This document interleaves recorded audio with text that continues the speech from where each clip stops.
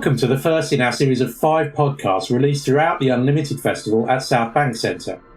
I'm Alistair Gentry, and over 5 episodes I'll be speaking to artists showing their work at the festival. For those who don't know, the Unlimited Festival is a biennial showcase of extraordinary work by disabled artists, taking place at the South Bank Centre in central London. On each episode of this podcast we'll focus on a different art form. Today we're focusing on audiovisual artworks, and we're speaking to Priya, Cheryl Beer and Emily Beanie. First, we spoke to Cheryl Beer about her artwork Can I Cyd, Empowering the Rainforests of Wales. Hi, my name's Cheryl Beer. I live in West Wales and I'm an environmental sound artist and composer. I work with the vascular system of trees, collating their visual and digital conductivity from beneath the bark and using this to compose music that's led entirely by the natural world. And I've honed that craft during the last year of my main commission with Unlimited in the rainforests of Wales. We have 5 enclaves of rainforest that still exist here in Wales and people are completely unaware of them. My commission, Can I Cyd, that's Welsh for Song of the Trees, Rainforest Symphony. The idea behind that was to bring together those 4 enclaves by composing a symphony from their biorhythms, because once they used to be one whole organism. Like in some parts, it's been carbon dated back, the moss, 10,000 years. Another forest is in our Mabinogion, that's our oldest storytelling text. So it's not just culturally significant, it's globally, ecologically significant. And I wanted the work to empower those rainforests to have their own voice. I'm really excited that the work is being screened at the South Bank Centre for the Unlimited Festival. Can you imagine that I'm here, I'm hearing impaired, I live quite an isolated life, I'm either in my office editing, in my studio, or in the forests or with nature. And now I have this piece of work that's going to be in the AV Theatre as an audiovisual piece.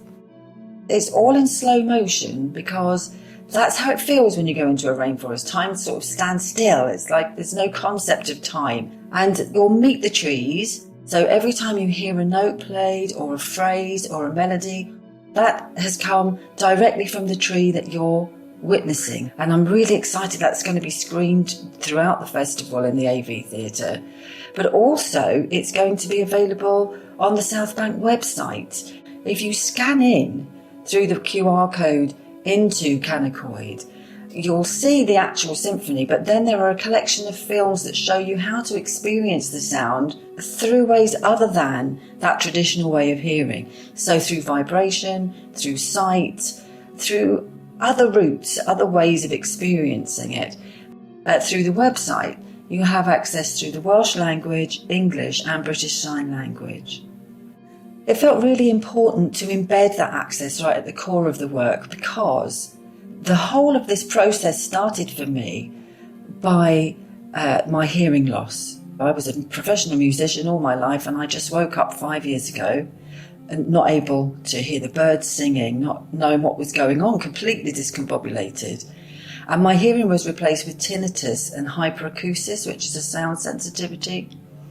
And the only way I could feel connected to myself and to the world was by going into the woods that was opposite my cottage. And it gave me back a sense of being alive, really. It enabled me to stimulate all of my other senses. And it was from that route that I started to get more and more involved in environmental sound. And then when I got my hearing aids, I was able to make nature narratives for other people. And I worked in care homes for people that couldn't come out during the pandemic, creating their favourite walks through sound. And while I was outside, I thought, gosh, these hearing aids are a miracle. They're giving me back the artist that I am. What are they? What is the technology inside this hearing aid? And could it be the art itself? So the whole of Can I Cyd, Song of the Trees, working beneath the bark, started with the repurposing of hearing aid technology, training in spectral frequency, and then through my main commission being able to acquire other biomedical sensitive sound equipment that has enabled me to create the work. So there have been challenges during the work. The first was the physical challenge of actually being in a rainforest, because I'm a woman in my 50s. I'm not the fittest I've ever been. I'm at the tail end of my menopause, and suddenly I'm climbing mountains and climbing up trees and having a life that kind of released the child within. I did have quite a nasty fall at one point and broke my foot. But actually, the Coed Cadw, the Woodland Trust, are working with the forests to make them more accessible. During the work, every day, I told people about it on my Facebook page. And my Facebook page just grew and grew and grew. It's kind of transformed from a commission, in so much as even yesterday I found out that the Welsh Government are taking it to the Commonwealth Games. So who would have thought? I could never have imagined that work would have such amazing outcomes. And of course it's a challenge, because it's a great deal more outcomes than I expected, which is just magnificent to be able to build this platform for the rainforests of Wales to actually be able to speak their own voice, but also as a disabled artist to be breaking that glass ceiling, really being visible through the work. The Welsh rainforests are a lesson in life. They're absolutely magical. When I walked into the first one, there was a mother oak tree with her arms outstretched, come on in. And beneath her was a fallen part of her branches, or maybe it was a huge piece of wood that had fallen from her. And it looked dead on the floor. And in the cracks of each of those pieces of wood, acorns had embedded and were hatching like little chicks, thousands of them. And I've worked very closely with scientists and ecologists. And Kirsten, who was my contact at Coed Cadw, and that's our branch of the Woodland Trust, I asked her, how can these little acorns be growing in a dead tree? How does that work? And she said the oak tree behind is feeding that dead tree with all the nutrients that those acorns need. Now, that completely blows out of the water any kind of theories about life, doesn't it? Life and death. We see life and death as a dichotomy. But here, in the rainforests of Wales, we learn about the real true matrix of the life cycle, how death itself gives life. And that is life-changing, to experience that kind of intimacy with nature. 100 years ago, only 100 years ago, we as human beings in our wisdom flattened half the rainforest to create a nuclear power station. This is what we were doing to our rainforests, and this is my point. If people don't know that they exist, how can they nurture them? I hope my work is a love letter from the trees themselves for people to fall so deeply in love with the rainforests that they want to take care of them. I can hear myself talking to you today with this kind of inner strength and confidence that I didn't have a year ago. A year ago, I really didn't believe that I could be the artist I am 12 months on, and my main commission has changed my life. I actually remember being quite tearful in one of my interviews, because the fact that people could see in the work things that I actually couldn't see, and that's still happening. And I think that's really important to be honest about that, because if you're at home listening to this and you're a disabled person in the way that I am, you feel perhaps in the way that I did, confined by that. There are ways in which you can work with your disability to reframe your life. And that's what's happened for me in this last 12 months. And now my work is coming to the South Bank Centre in London. If you'd have told me that a year ago, I wouldn't have ever believed it. So I feel proud to stand up and say, I am a disabled artist making quality work that makes social change. And I wouldn't have had the strength to stand up and say that a year ago. Thanks for speaking to us, Cheryl. Next, we spoke to Priya Mystery about her work, The Empire's Old Clothes. Can you just introduce yourself and what kind of work you make as an artist? My name is Priya. I work under the name What's the Big Mystery. My full name is Priya Mystery. I'm a multidisciplinary practitioner, which means I work across performance and visual art, straddling live art along the way. My background and training is in dance, theatre, film, photography, and visual art forms. I'm also a socially engaged arts worker and a sort of curator, producer, programmer part of the time. I make very cross-discipline work. It's often very performative, whether that's me performing or me working with other performers. My work is in part about intersectional identity, which may cover things to do with race, disability, queerness, feminist politics, and where those things intersect with the world. I'm often referencing my own experiences within that. So there's often an autobiographical element, but there's also broader research that I do that gives historical context and information. I work a lot with visual vocabularies, objects and props. And then I also make work that is less about those themes specifically, though they may come in.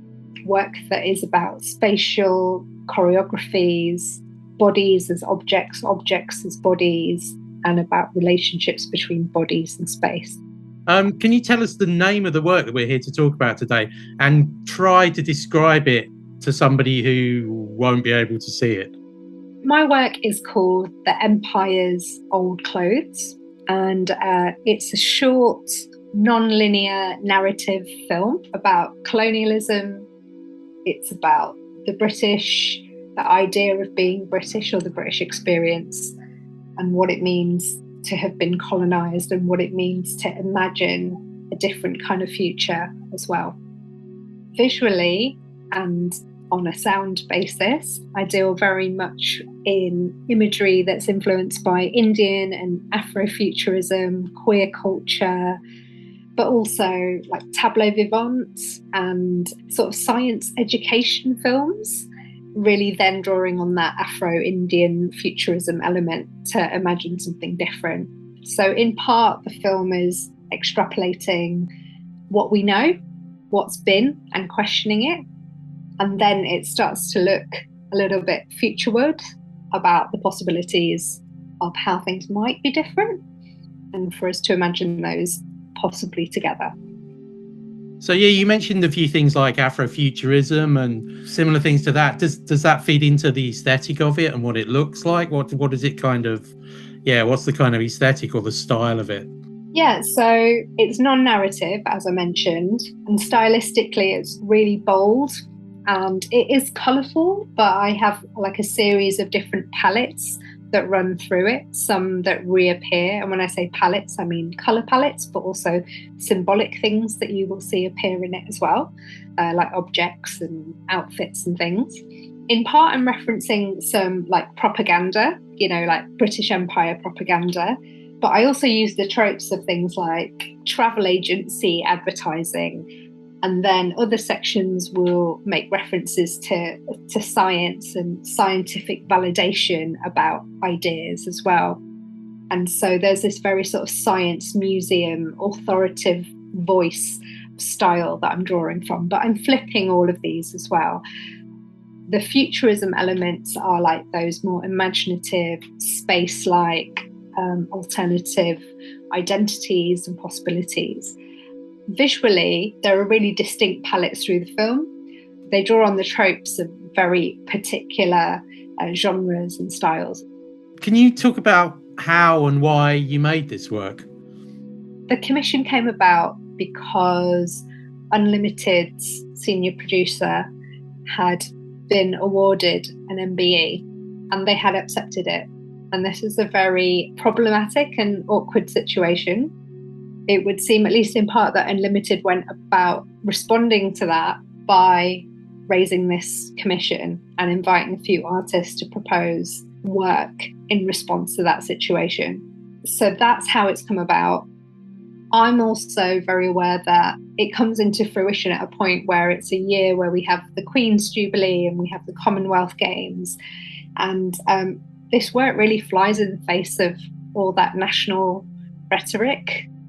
The audiovisual work is very much about questioning why things are the way they are, questioning the histories that are taught and promoted and are accepted, and presenting alternative possibilities, but also, other histories or othered histories, if you like, as well.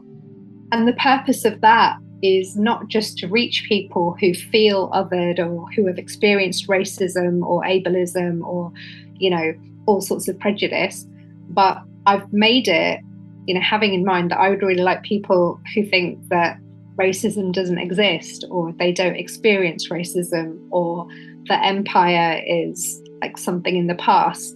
So this work is also for them. And so I'd really like it to reach not just a sort of arts audience, but a much broader audience. It's worth mentioning that Joe Verrant, who received the MBE, is director of Unlimited now, rather than senior producer. Can you explain, for those who don't know, what an MBE is? Because I suspect some people maybe don't know what it is and what it signifies. So MBEs, saying member of or order of the British Empire, have the words British Empire in them. And that in and of itself is a problem, because apparently the British Empire doesn't exist anymore, but its legacy and what it's done definitely has. And the idea of the Commonwealth is also problematic, because you have this term, the Commonwealth. Is that wealth common? Who is it common to? Or is it just a legacy of the British Empire taking money, goods, valuable things from other places and people? It's a real problem, because what the empire did was go around and eradicate other peoples, kill people, take over other people's countries, erase their cultures, their identities, oppressed people, oppressed entire cultures of people, and also change their way of life, their systems, and instead insisted on ideas that they thought were appropriate for everybody. Do you have any other kind of ideas about where you'd like this work to go, how you'd like to develop it? I think it would be great if the work is shown in other places and other parts of the country. And I think it would be really valuable for it to find its way into other former colonies. That would be interesting. I think that would also be a challenge to the work itself. I am vividly aware that at some point this work will hopefully become out of date. It has archival value at that stage. But if it doesn't become obsolete in some sense, we've got a problem on our hands. Artworks that were made 20 years ago, 50 years ago are still absolutely relevant today. It's also about giving confidence to other Black, brown, marginalised, repressed voices to come forth and speak of their experiences and the truths that are not told as well. Thanks, Priya. Finally, we spoke to Emily Beanie about her work, Deviant. Hello, my name is Emily Beanie. I am an artist and researcher. I've been making moving image works recently with 16mm photochemical processes. So the work that I'm showing at South Bank is called Deviant. Deviant is a 16mm black and white moving image piece that explores lived experiences of endometriosis. It was made collaboratively with a group of people all with experience of endometriosis, and it was really about trying to find a new language to express these experiences and to maybe challenge some of the existing conceptions of what these might be. So I kind of worked with this group, and it was a really fantastic experience. The group is the Endo Warriors, which are based just outside Edinburgh in a place called Livingston. Yeah, we kind of worked together last summer in a series of workshops, really focusing on the senses and really sort of like embedding ourselves in the natural environment as well, and trying to find landscapes and sort of imagery that spoke to more sort of internal experiences. So we made recordings, and then I kind of edited these bits of film strip.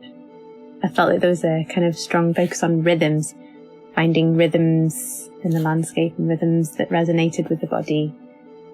I think the nice thing about working with 16mm was that you can sort of intervene with that physical film strip. We kind of worked onto the film strip as well as editing it. I think the rhythms that came up in terms of endometriosis experience were experiences of kind of chronic pain, but also pain flares. And one of the ways we thought about trying to represent those pain flares was to sort of interrupt the film strips with bits of direct animation, which is when you work onto the film strip, and we sort of embedded bits from the environment we were working in. So we were on quite a craggy sort of beach along the Scottish coastline. There was lots of amazing textures and things that really spoke to those sensations that were going on in the body. It was nice to be able to bring that into the film in a really sort of physical way as well. I guess that's one of the nice things about working with film. It's got its own sort of lived experience as well. It's a very sort of tactile process. At the South Bank Centre, it's going to be projected, so it's a black and white film that's roughly 15 minutes long. It sort of begins with this very rugged coastline, and you begin to see parts of the body, which is highlighting, I guess, how the body can sit in relation to these spaces in very uncomfortable ways, but also finding moments of rest within these spaces as well. There's moments where there's like a lot of activity, so maybe like hands making marks onto stones, breaking down bits of material, but then there's also moments of rest within the landscape. Yeah, that felt like a really important part of the process. Rest and care and access. When we were filming, there was things to take into account. There was the access requirements of us all as a group, but also the natural environment. The sea was coming in, the sun was going down, and the camera itself is like a wind-up camera. Each shot is no longer than 30 seconds. The way that the film is sort of set out is trying to accommodate all these different rhythms and different pacings of those. So some very slow rhythms of the tides moving, and then rhythms of the body as well. It's also going to be available to watch online, so it's going to be streamed. I was led to using 16mm. Well, I'd been drawn to the idea of the filmic body, and the project was really about trying to represent embodied experiences. And so the idea that you could kind of, I guess, have this very intimate connection with the film to be able to lead it on a journey, I guess. It felt like it very much resonated with the project. The title came very early on, so I was thinking about deviance. I think 16mm feels like a very deviant filmic process. It's very much got its own ideas about what's going to happen, and I think there's a lot of unpredictability. I quite like that. I felt like that also sort of resonated. It's not something that you can make hundreds of copies of this film strip. Every time it tells its story, it's another new experience for the film, and that experience is marked upon the film strip just by the very process of going through the projector. I think it also kind of spoke to the sort of emotional labour that's involved in sharing these stories. I originally wanted to maybe create an installation or something where the film just kept going round in a loop, but the loop would have been absolutely enormous. It's still one that I'm trying to work out the practicalities of. Making the artworks has challenged me as an artist in the sense that it's my first experience of working with a group, collaborating on this sort of scale. It's felt like a really positive experience in learning how to actually collaborate and see everyone as sort of contributing active agents. Like, we're all artists in this project. We're all contributing to a shared vision. It was really lovely, actually, when we were doing the workshops. I began by giving these provocations to think about, but by the end of the day, everyone was sort of putting forward provocations for the group, a process that felt very much like it was unfolding and being directed by everyone.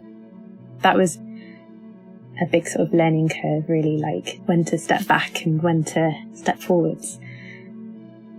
Yeah, it was like a great opportunity to collaborate with the Endo Warriors, but I also had the opportunity to collaborate with Amble Scoos, who's the sound artist, who put together like a fantastic soundscape for the work to go along with voiceover, and Rachel Drazik, who's their movement director, who was really helpful in terms of working in landscape, working with movement and capturing expressions of embodied knowledge, which was really sort of essential. And then in terms of the filming itself, Lydia Bilby, who's like an analogue queen, was so helpful in terms of all these analogue learning curves that I came across.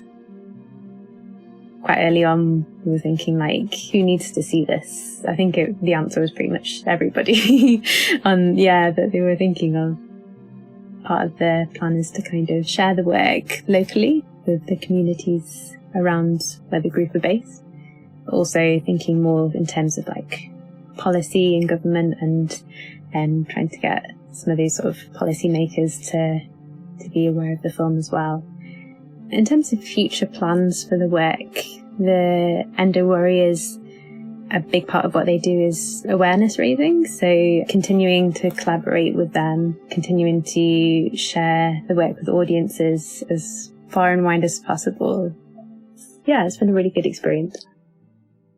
Thanks for talking to us, Emily. On this podcast, we've heard about some of the audiovisual works at the festival. Some of this work will be available remotely, so if you can't get to the festival physically, head to the Unlimited Festival page on the South Bank Centre website. There's a link in the description of this podcast. Thank you for listening, and we'll be back to speak to 3 more of the brilliant disabled artists who are presenting their work at the festival. Join us then.